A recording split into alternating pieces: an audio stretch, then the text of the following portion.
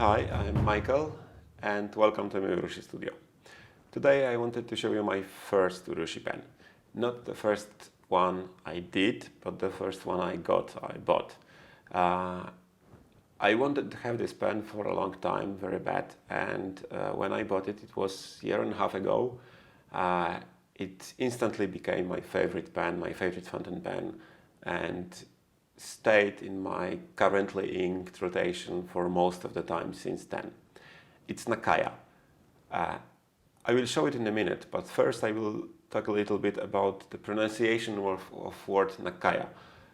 It's pronounced by some Nakia, by some it's pronounced Nakaya, some pronounce it Nakaya, but the proper pronunciation, I especially checked with Japanese friends recently, it's Nakaya. Nakaya. It's a proper pronunciation of this word and the name of the company, and well, it's just for the starters. Nakaya comes usually in very similar boxes. So this is the external box, and inside, in most of cases, I think all of them, there is a Paulownia wood box, and very light wood, very lightweight wood, with some imprint. It's not hand printed, it's not hand drawn probably, but printed. Only the stamp here is stamped with a real seal, like Japanese seal, and the logo of Nakaya on the box. Nakaya. I'm used to saying Nakaya in slightly different accent, with slightly different accents, so please forgive me. Inside you will find a pen, always in a kimono.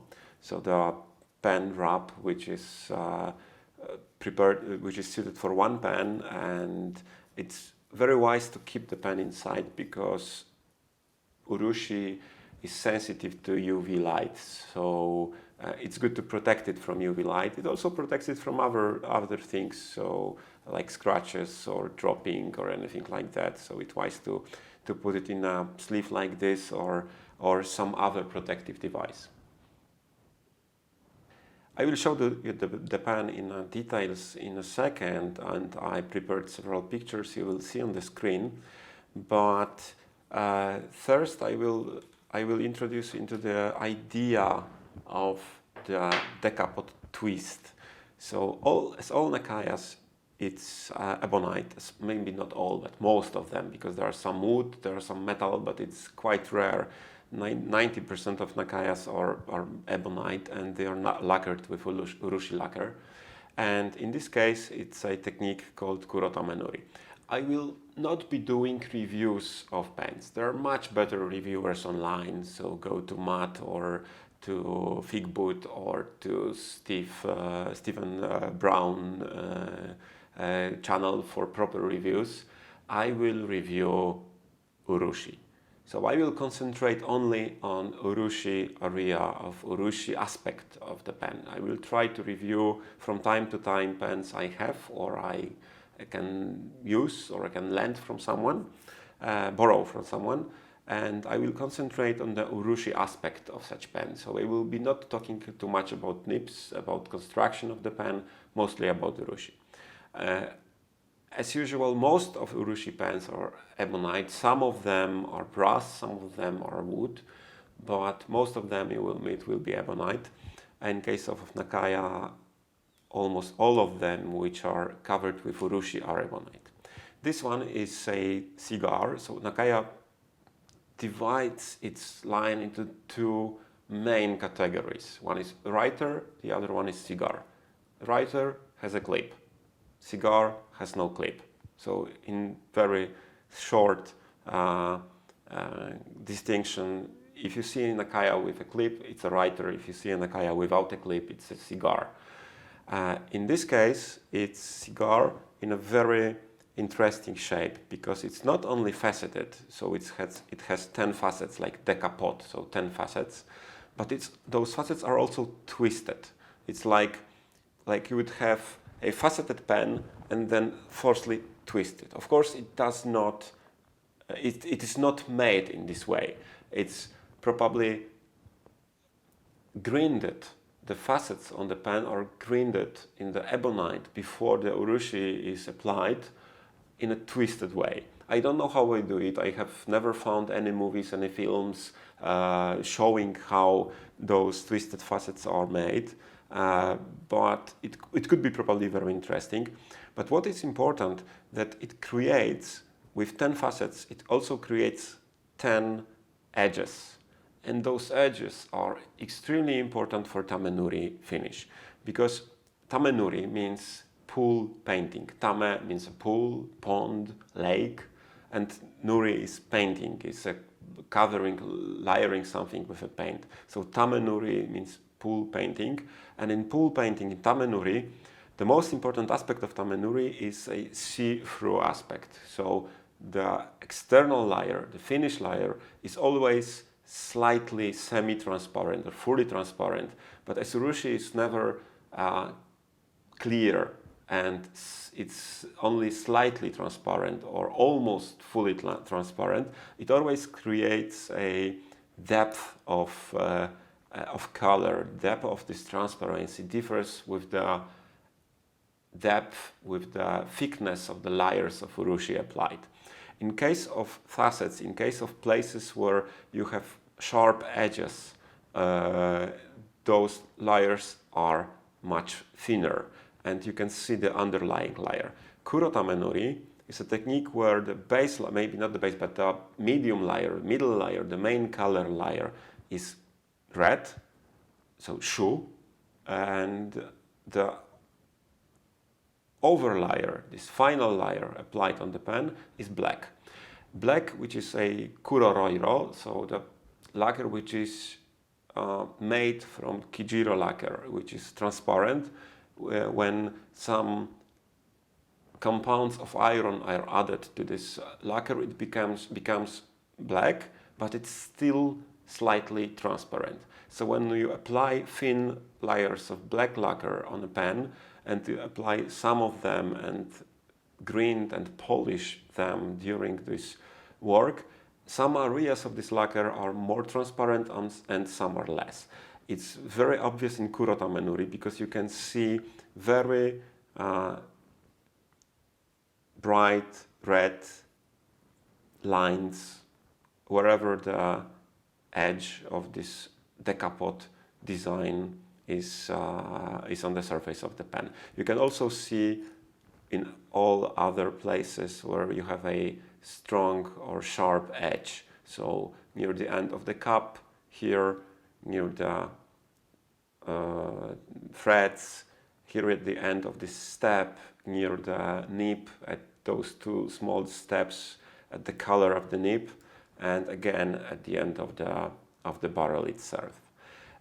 From some time, Nakaya is lacquering their threads, and I know from my own experience it's very difficult, and probably those threads are made slightly loose originally, and then when lacquered and polished they are perfect, and they are not stripping of the lacquer. As most of the Nakayas, it has 4-point start thread. So in case of Decapod, there are 4 possible ways of closing this thread, and 10 walls, 10 facets of the pen, so 10 edges to match. And in 2 positions of the thread, those edges do not match, and in 2 other positions, those edges match. So for people with OCD, unmatched threads, unmatched edges on this barrel and the cup with wrong thread, wrong starting of the thread used might be a horrible thing, but for me it's okay, and I just correct it from time to time, and I do not care too much about this. However you close this cup, the nib is sealed, and it's not a problem if it's closed this way. It's just a visual area. All tamenuri techniques require at least 12 to 20, sometimes even more layers of the lacquer. So first, the initial layers are base layers. So we apply ki-urushi or seshima urushi on ebonite, then slightly green them, sand them with the sandpaper, then apply medium layers, which are in this case colored layers, and it's a red lacquer. There are at least, in case of this pen, I think there are at least 6 to 8 of them, because it's a complicated shape and it's very, very difficult to polish probably. So you need slightly thicker total thickness of all layers of the color lacquer to be sure not to green through. And once you have the medium color layer finished, you have to polish it perfectly. It's quite difficult with a round pen. It's even more difficult with faceted pens. But with faceted pens, which is at the same time twisted, it's extremely difficult. I really can't imagine how it's done and the price is kept at the same level more or less as usual Decapod. Those Decapods, both normal and twisted, are slightly more expensive than other cigars from Nakaya or other writers. And well, it's surprising. It should be much more difficult, much more expensive from my point of view. Okay, I think I covered all the areas of the pen. So maybe not, because I didn't talk about the finish layers. Because after the color layer is applied, you have to apply the tamenuri layer. So this layer which creates the pond effect. When the layer is thin, you can see the underlying layer better. Where the layer is thicker, you can see that well, but it will become more transparent with time. Generally, transparent lacquers, urushi lacquers, tend to fade, maybe not fade, but become more transparent in time.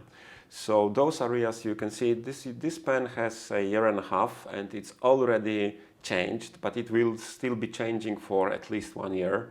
So those areas, those flat areas on the facets became slightly more transparent, but the areas at the edges of the facets became really completely transparent, so you can see the red very well. Initially, it was barely visible. It was almost black. The pen was almost totally black, but now it's very easy to see this red color. I don't know if it's possible to see it on the camera here, but I will show you on the pictures. I will cut in this film. It's very light.